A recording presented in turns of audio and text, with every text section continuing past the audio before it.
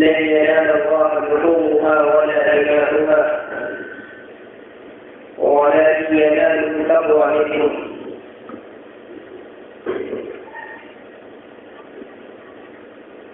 وقال النبي صلى الله عليه وسلم: إنما الأعمال بالنيات وإنما لامرئ ما نوى، أو كما قال عليه الصلاة والسلام.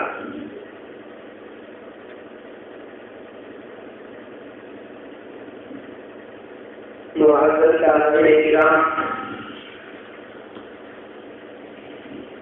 اور حاضرین مجلس،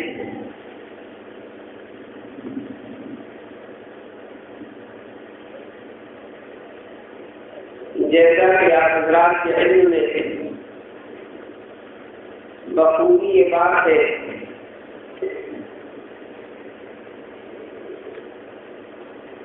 کہ ذی ایام چل رہے ہیں اور چند دنوں کے بعد ایک اہم عبادت قربانی ہمارے سامنے ہے، اور غالباً کسی مناسبت سے آج کی اس دینی مجلس کا انعقاد بھی کیا گیا ہے۔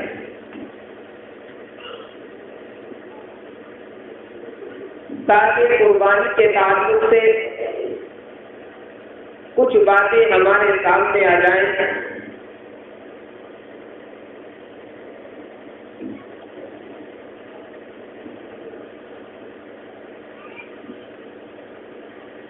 اللہ تبارک و تعالیٰ کا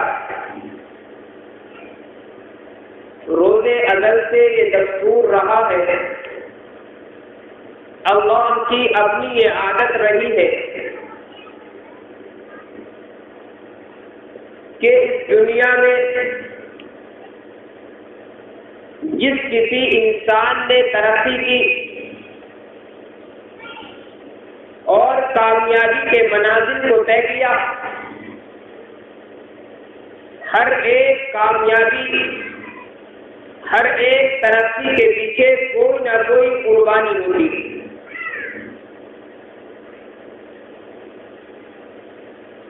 قربانی کی یہ تاریخ آج کی نئی تاریخ نہیں ہے۔ قربانی کے معنی ہے ایسی چیز جس کے ذریعے سے اللہ کا تقرب حاصل ہو جائے، جس کے ذریعے سے بندہ اللہ کا محبوب بن جائے، جس کے ذریعے سے وہ انسان اللہ تک پہنچنے کا راستہ پالے، اور یہ چیز بغیر کچھ کھوئے حاصل نہیں ہو سکتی۔ اس لیے قربانی کی یہ تاریخ امت محمدیہ کے ساتھ خاص نہیں ہے، بلکہ حضرت آدم علیہ السلام سے لے کر آقا علیہ السلام تک جتنے بھی انبیاء علیہ السلام اس دنیا میں تشریف لائے اور جتنے انبیاء کی امتیں اس دنیا کے اندر رہی، محمد عربی صلی اللہ علیہ وسلم کی امت میں بھی جن افراد نے کامیابی کی منازل کو طے کرنا چاہا اور جن لوگوں نے اللہ تک پہنچنے کے راستے کو تلاش کیا، ہر ایک کی تلاش کے پیچھے صرف ایک چیز نظر آئی اور وہ قربانی ہے۔ اللہ تبارک و تعالیٰ نے جب بھی کسی انسان کو کامیاب فرمایا ہے، وہ خاص دنیاوی اعتبار سے ہو، خاص اخروی اعتبار سے ہو، کوئی بھی انسان بغیر قربانی کے کامیاب ہوتا نظر نہیں آتا۔ ہم دنیا کی بات کر لیں، دنیا کے اندر کتنے لوگ ہیں جو آج کامیابی کی منازل کو طے کر رہے ہیں، کل ہماری نظروں کے سامنے تھے، جن کے ٹوٹے پھوٹے مکانات ہم نے دیکھے، جن کے چولہوں میں کئی کئی دن تک آگ نہ جلتے ہوئے، یہ ہم نے اپنی آنکھوں سے دیکھی ہے۔ آج ہم دیکھتے ہیں اللہ نے ان کو بڑے بڑے انعامات سے نوازا، ہماری آنکھوں کے سامنے نہ جانے کتنے افراد ایسے ہیں جو کل فٹ پاتھ پر سونے والے تھے، آج بڑی بڑی بلڈنگوں کے اندر رہتے نظر آ رہے ہیں۔ کل جن کے چلنے کے لیے پاؤں کے اندر جوتے نہیں ہوا کرتے تھے، وہ لوگ چپلوں سے محروم تھے، آج اللہ نے بڑی بڑی گاڑیوں سے ان کو نوازا ہے۔ کتنے ہی افراد ہم نے دنیا کے اندر دیکھے ہیں جنہوں نے ہمارے سامنے اس دنیاوی ترقی کی منازل کو طے کیا ہے، لیکن حضرات آپ غور کریں گے، میں اپنے دل کے اندر جھانک کر دیکھوں، آپ خود اپنے نفس سے سوال کریں، کسی ایک انسان کی کوئی مثال دکھلا دے کہ کوئی انسان بغیر قربانی کیے کامیاب ہو گیا۔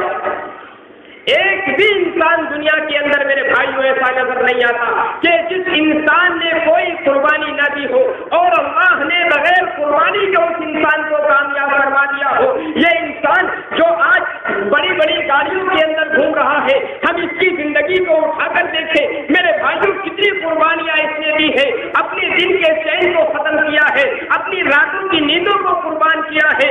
جب سارا گاؤں اور ساری بستی نیند کے عالم میں ہوتی ہے، جب اپنے بستروں پر محض خواب رہتی تھی، یہ اللہ کا بندہ تھا جو دنیا کی تلاش میں ادھر سے ادھر سرگردہ رہا کرتا تھا۔ جب ہم دوپہر کا کھانا کھانے کے بعد اپنے بستر پر آرام کر رہے ہوتے تھے، یہ اپنے رزق کی تلاش میں ادھر سے ادھر بھٹک رہا ہوتا تھا۔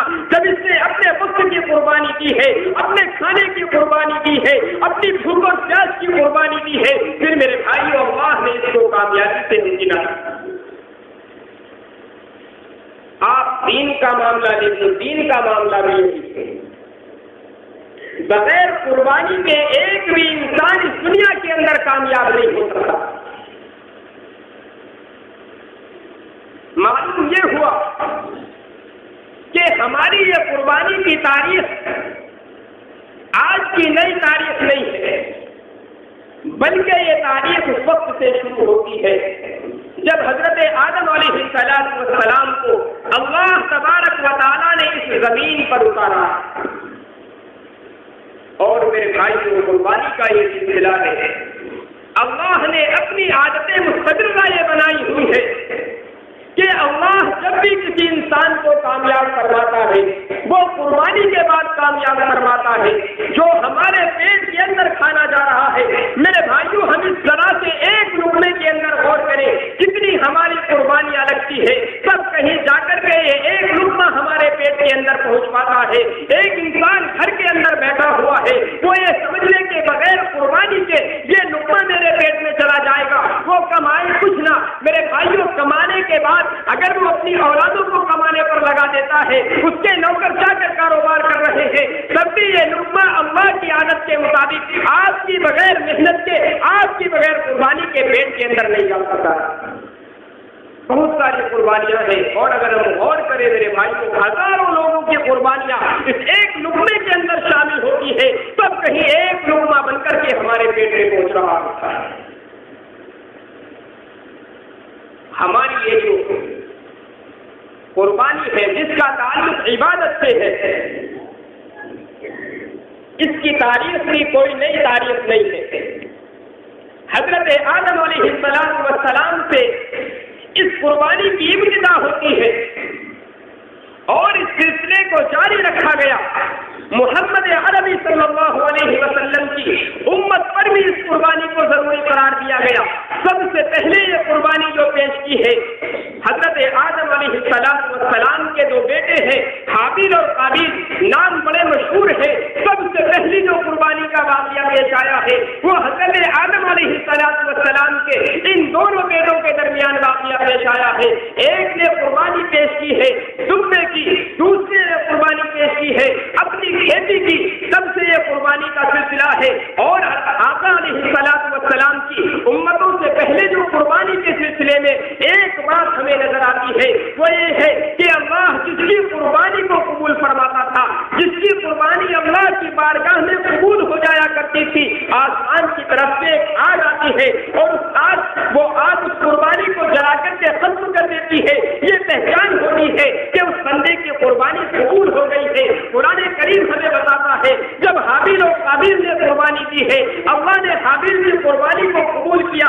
آسمان کی جانب سے ایک آگ آئی ہے اور اس کے جوتے کو جلا کر کے ختم کر دیا. قربانی قبول ہو گئی. قابیل نے اس سے حسد کیا. قابیل کو یہ محسوس ہوا کہ آج میری حدت ہو رہی ہے, آج میرے بھائی کے سامنے میری بے عزتی ہوئی کہ میرے بھائی کی قربانی کو اللہ نے قبول کیا ہے, میری قربانی کو قبول نہیں کیا. اس قربانی کے قبول نہ ہونے کے نتیجے میں قابیل کے دل کے اندر حسد پیدا ہوا. قرآن کریم نے ذکر کیا ہے کہ جب حابیل کی قربانی کو قبول کیا گیا اس وقت قابیل نے کہا بھائی اب اس کے بعد تیرا زندہ رہنا ممکن نہیں ہے, میں یقیناً تجھ کو قتل کروں گا. یہ وہ بندہ جو اللہ کے دربار میں قربانی پیش کر چکا ہے اور اللہ کے دربار میں اس کی قربانی قبول ہو چکی ہے. اس نے کہا میرے بھائی تو مجھے قتل کرے گا لیکن میں اس کے بدلے میں تیرے اوپر ظلم نہیں کروں گا, لہذا جو تو کرنا چاہے کر لے. قابیل نے اس وقت اپنے بھائی حابیل کو قتل کیا ہے. تو سب سے پہلا واقعہ یہ قربانی کا پیش آیا اور اس کے بعد اللہ تبارک و تعالیٰ کی یہ عادت مستمرہ رہی کہ اللہ نے جتنی امتوں کو, جتنے انبیاء علیہ السلام کو اس دنیا کے اندر بھیجا ہے, ایک نبی میرے بھائیوں کو ایسا نظر نہیں آتا کہ جس کی شریعت میں یہ قربانی ضروری قرار نہ دی گئی. حضرت آدم علیہ السلام سے قربانی کا یہ سلسلہ شروع ہوا ہے. آقا علیہ السلام تک اس قربانی کے سلسلے کو باقی رکھا گیا ہے. یہ قربانی ضروری کیوں ہے؟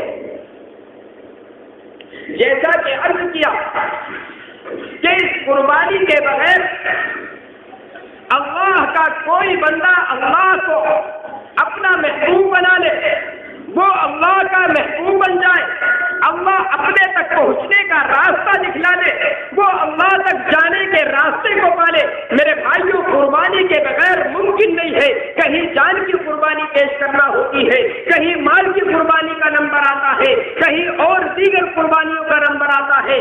الغرض بغیر قربانی کے میرے بھائیوں کوئی انسان اللہ کا تقرب حاصل نہیں کر سکتا. امت محمدیہ صلی اللہ علیہ وسلم پر بھی دیگر امتوں کی طرح اس قربانی کو ضروری قرار دیا.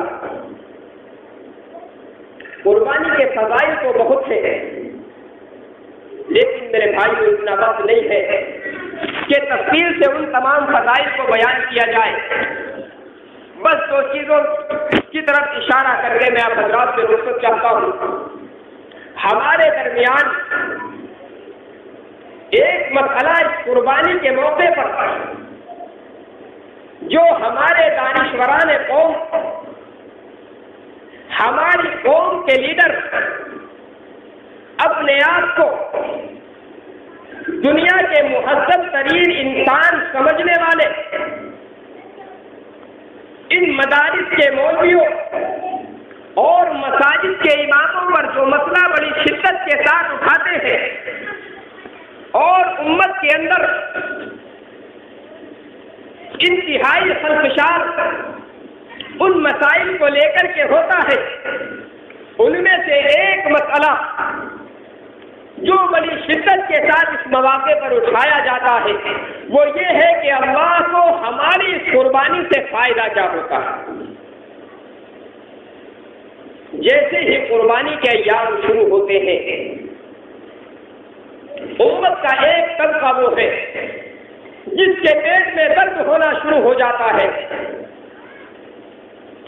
اقتصادیات کے مسائل قربانی کے مواقع پر یاد آتے ہیں. امت کے غریب اور فقراء حضرات کی فکر اس قربانی کے مواقع پر زیادہ کی جاتی ہے.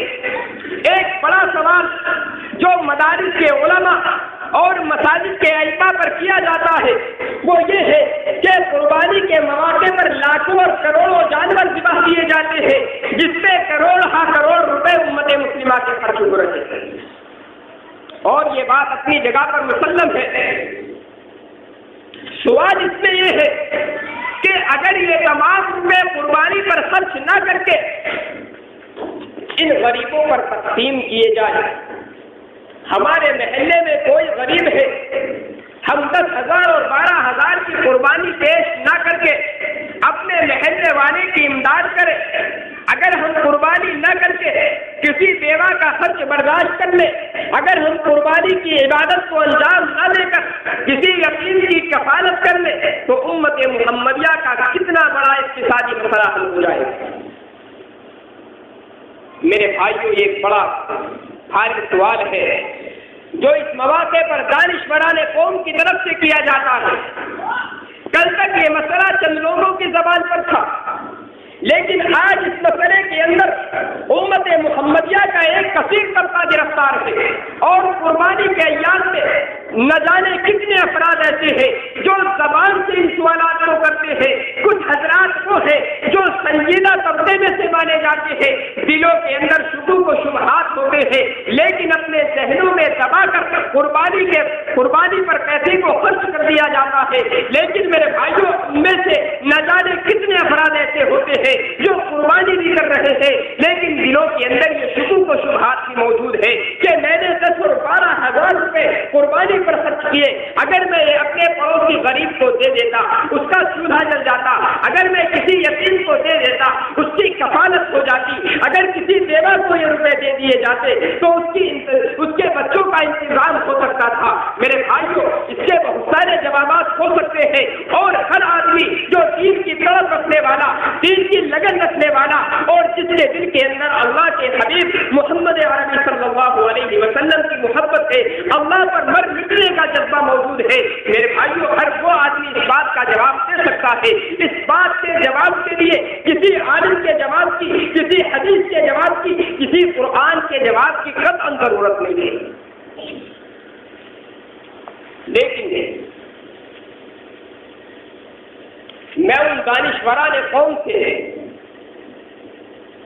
اس سوال پر ایک چھوٹا سا سوال کرنا چاہتا ہوں۔ یہ دانشوران قوم جنہوں نے قربانی اور عید الاضحیٰ کے موقع پر یتیموں کے درد کو محسوس کیا، جنہیں قربانی کے مواقع پر بیواؤں کا خیال آیا، قربانی کے مواقع پر اپنے محلے میں رہنے والے غریبوں کی طرف نظر گئی، کیا کبھی شادی کے موقع پر کسی یتیم کا کسی کو خیال آیا؟ آج ہم قربانی کے اندر 10 اور 12 ہزار روپے لگائے تو ہمارے ذہنوں میں یتیم بیوائیں اور ہمارے محلے کے غریب سامنے آ جاتے ہیں۔ کل جب میں اپنے بیٹی اور بیٹی کی شادی پر 10 اور 12 لاکھ روپے لگاتا ہوں، تب میرے بھائیوں کسی کو 1000 اور 2000 روپے تک کا خیال نہیں آیا ہوگا کہ وہ یتیم پر خرچ کر دیتا۔ آخر یہ ان مواقع پر یتیموں کا، بیواؤں کا، غریبوں کا خیال کیوں آیا ہے؟ وجہ میرے بھائیوں یہ ہے کہ آج ہمارے دلوں کے اندر اسلام کی اہمیت، اسلام کی محبت موجود نہیں ہے۔ اگر آج ہم کسی بھی عبادت کو انجام دیتے ہیں، اکثریت ان لوگوں کی ہے جو اسلام کی محبت میں عبادت کو انجام نہیں دیتے، بلکہ کسی اور غرض سے اس عبادت کو انجام دیا جا رہا ہے۔ کسی بھی آدمی کی ذات پر کسی بھی طرح کا کوئی فتویٰ نہیں لگایا جا سکتا،